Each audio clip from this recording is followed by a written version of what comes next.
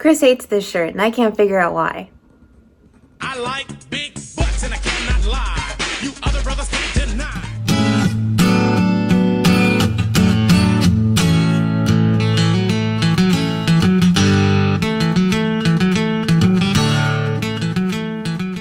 Previously on Sailing Adrift, we bought a new toy that should help us out with all of our painting projects, cut, routed, and sanded all the puzzle pieces for the floor, and installed the rest of the hardware on the aft deck. Then we hit a small bump in the road when we realized our hydraulic cylinder was leaking. I had to give up. That stupid cylinder face would not come off. I found a guy online named Jerry, who is a retired hydraulic guy. Anyway, he seems very competent, and he's gonna knock that out for me for $100, which seems reasonable. I gave him all the seals. He's gonna clean it up, swap it out for me, and give me a call if he runs into any trouble. I told him, take your time. I don't need it back anytime soon, so I would imagine we'll get it back in a couple of days. Then we'll reinstall it, but that's not gonna slow us down. You'd like to think that, wouldn't you? There's cool stuff happening in the After That boat. We've got lots of ideas for the design elements, and I'm very excited about it. So, excited to put those plans into motion.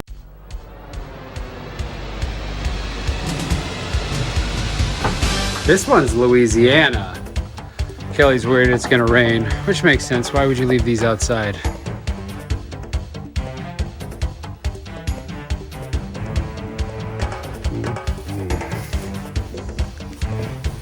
This one's New Mexico, Arizona. That's Arizona. It's Arizona. That's Louisiana. Okay, now we can go have margaritas and nachos. Okay.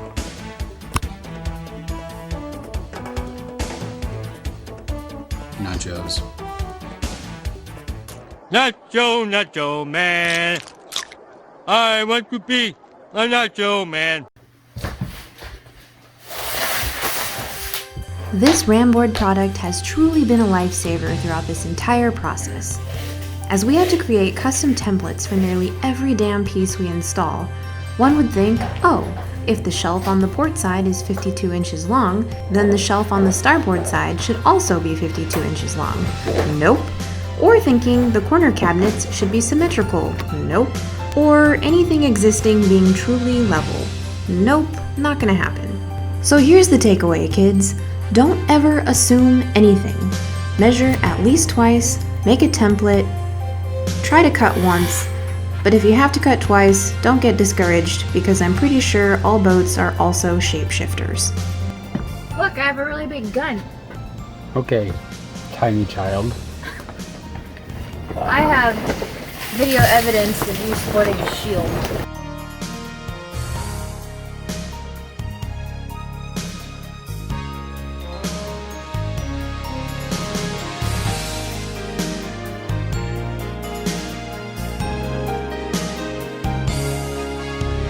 Don't scratch it.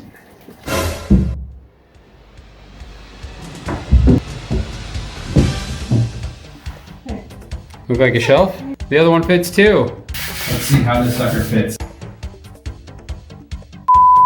Look at that. Perfect. 0. Come on, baby. Just give it to me. Let me see it. 0.05. And 0. I'll take it. There's a level. Oh man, Kelly, it's off. Just kidding. I think 0.00 is good. This is a funny picture. Like it's like God's there. Nice. 2 corners. This one fits. This one fits. All we have to do is let it dry overnight, and then we get to put in insulation and start wiring and plumbing and stuff like that, and put in bed frames, and no more tabbing for a bit. I'll say that, and then tomorrow I'll need to tab. Let's tab these suckers in. Today is Wednesday, but I got to work from home today. Can you tell? Look at my hair, it's crazy. Today I'm going to finish up a project that I started last night, painting all the boards for the floor in the aft cabin, and I'm going to hit them with another coat. Well, coat on the other side. See, look at them there. Got them all ready. Got my primer. Gonna get my paint tools set up. It's gonna be great. What an excellent use of a Wednesday afternoon.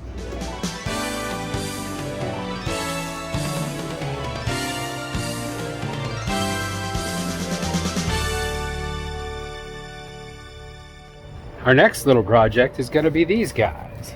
Douche lights. I don't know, I've always thought of underwater lights as kind of douchey, but I don't know. They'll give a nice little ambiance. You don't have to turn them on. You can leave them off. And then when you're out in an anchorage in the middle of nowhere and you want some ambiance, a nice illuminated fish drawing effect, just flip these bad boys on. So definitely a luxury. We bought them and then I thought about sending them back and then I decided, let's just go ahead and install them. I got these lights from 5 Oceans. That actually seems like a pretty darn good company. I have been pretty impressed with the products they offer and the pricing they have.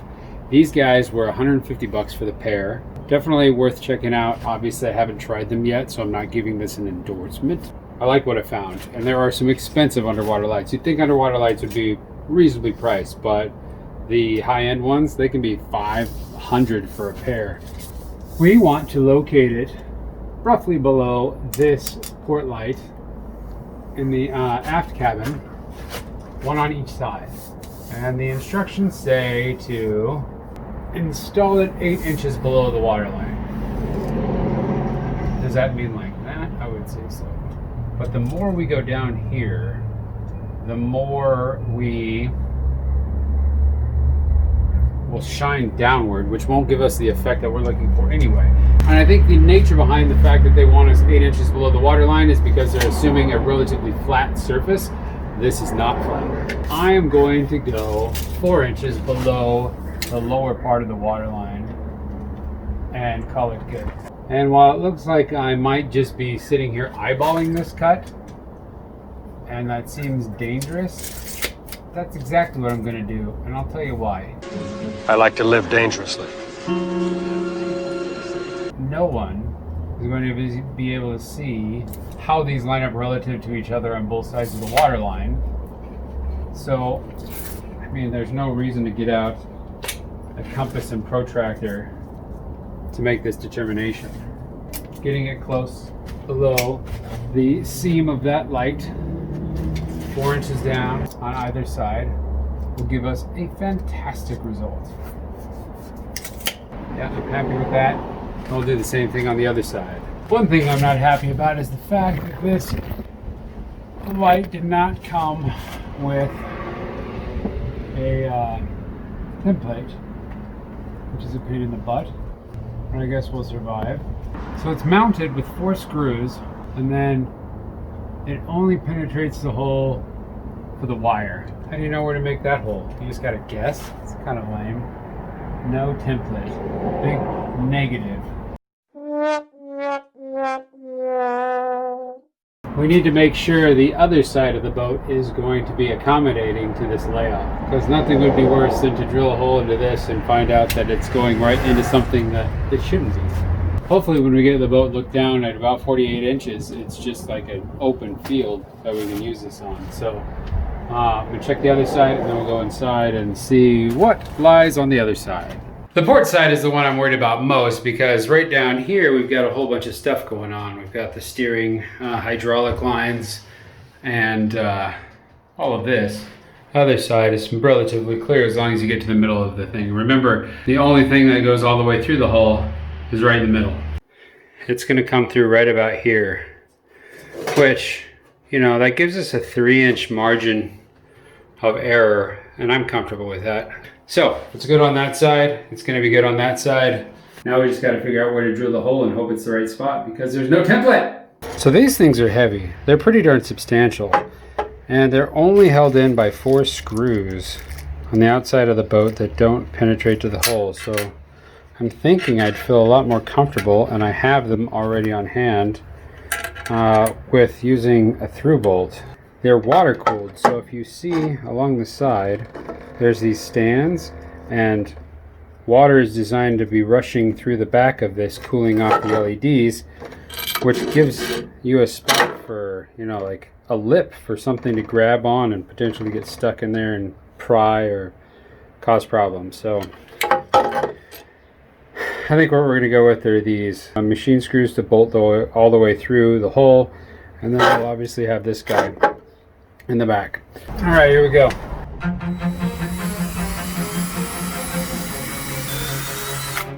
What am I screwing into? Obviously a good thing we did this. The only way that makes any sense at all is if it was going into this bulkhead.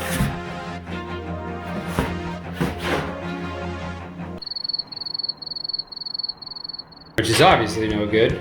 I think we're gonna have to position these guys a little bit more aft for comfort. Yep, definitely more aft. Which means we have a hole to fix. This is an Allen wrench that has been bent and cut off.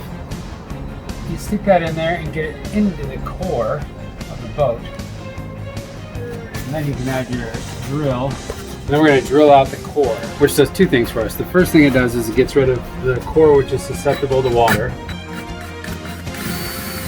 The second thing it does is instead of just having a cylinder of thickened epoxy to fix the hole, it'll belly in the middle where the core used to be and make it so it's basically impossible to pull that epoxy out unless it fails, which it won't. Get the vacuum, suck that out, and then we will bevel this just a touch and fill it with some thickened epoxy. That's good. All right, we're ready to inject some epoxy. The epoxy I'm going to use is going to be relatively thin, just thickened up a little bit. And then we'll let it sit out quite a ways and then sand it back flush.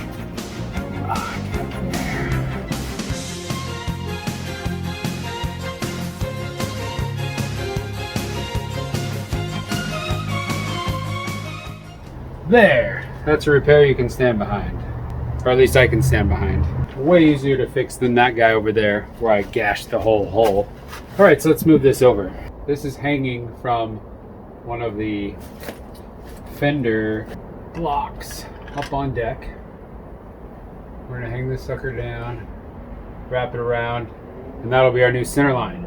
That is right in the middle of the aft deck where we'll be hanging out and lounging and sailing. Mais oui, bien sûr. So when we kick these lights on, it'll be an ambiance thing right in the middle. And inside the cabin, it's in a perfect spot. This area of the hull is a little bit less contoured, so it'll shine outwards. I think our 4-inch mark will be perfect. All right, let's try this again.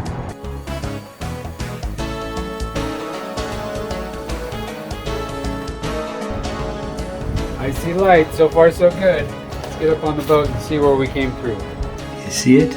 You see the hole? Right there. So that light will live.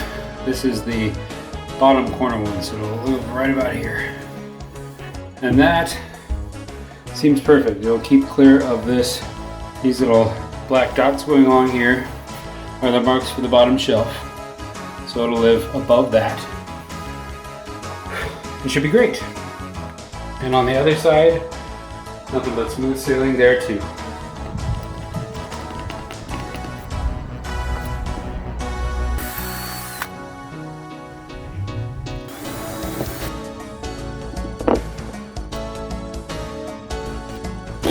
One, two, three, four. Well, that doesn't look bad at all. Get that out of the way. And we're basically going to do a lot of the same things we did when we repaired the little tester hole over on the other side. And then bevel out these interiors.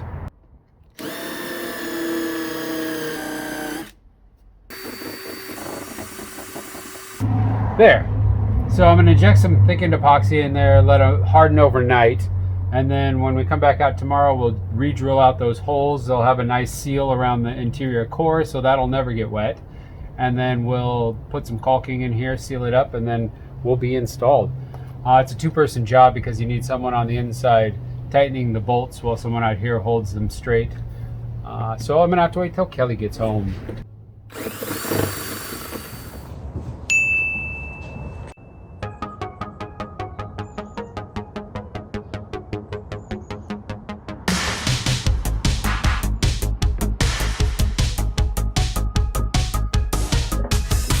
Yep, got it.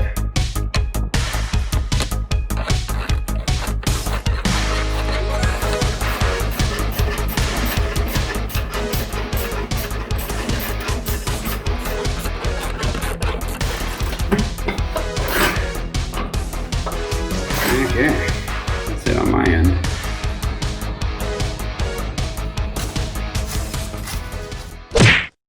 Today is Saturday, and I have some painting projects ahead of me. Surprise, surprise. I feel like a lot of what I've been doing is painting, but it's not so bad. I'm pretty good at it. Got my favorite shirt on today. Chris hates this shirt. So pretty recently, we organized all of our stuff in the basement so we could easily find it and grab it. So I'm gonna grab my painting stuff right here in this section. I'm gonna need a roller, a roll, and possibly a brush. So Chris and I are really fortunate to have the setup that we do. We have the boat in our backyard that we're able to work out. We have a shop that is full of tools, a house with a basement that we store all the boat parts in and extra parts, and have kind of a painting Dexter room down there. But it's hot, so I'm out in the shop today painting, and I have my hatch covers here for the floor. Got one coat on them so far, gonna do a second coat now. And it's actually pretty cool in here. It's supposed to hit 90 today, but this shop's pretty well insulated, so I'm doing just fine.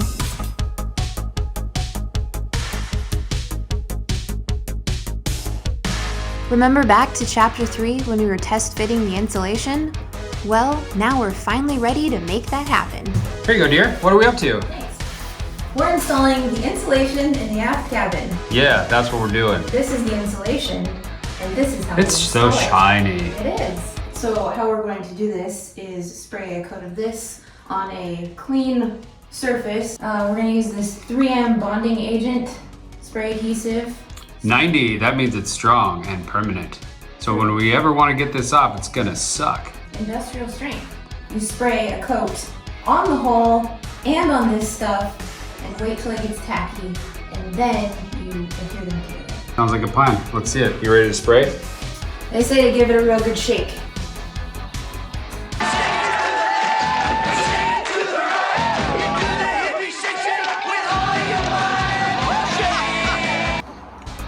See what happens. Oh, Okay. it's like a spider web. So it's like a stream. Okay. It looks exactly the same as before! I think we should do this outside and give it a wipe down first. Jump! Fetch! I'll go do that part. Okay. Hi, babe. Hi. Here we go.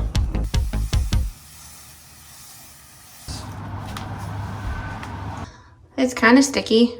Well, is it like tacky but not coming off on your knuckle? Yeah. Seems ready. All right, let's put it in. This looks great. Yeah, we should just leave it like this. No. It's a nice wall treatment.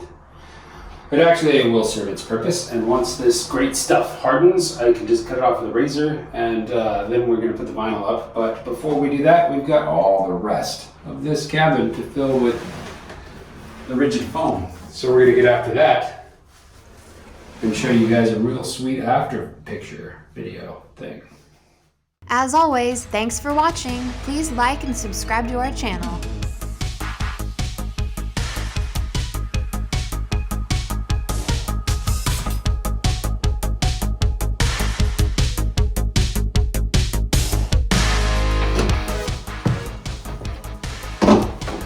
Oh no, I've caught you in the shower. Oh, hello there. Hi. I was just showering in our shower. I have a feeling I'll be showering a lot like this. With your butt up against the glass. I really wouldn't be. That's the sad part. There's not much back there. More inclined to hit my elbows. Don't.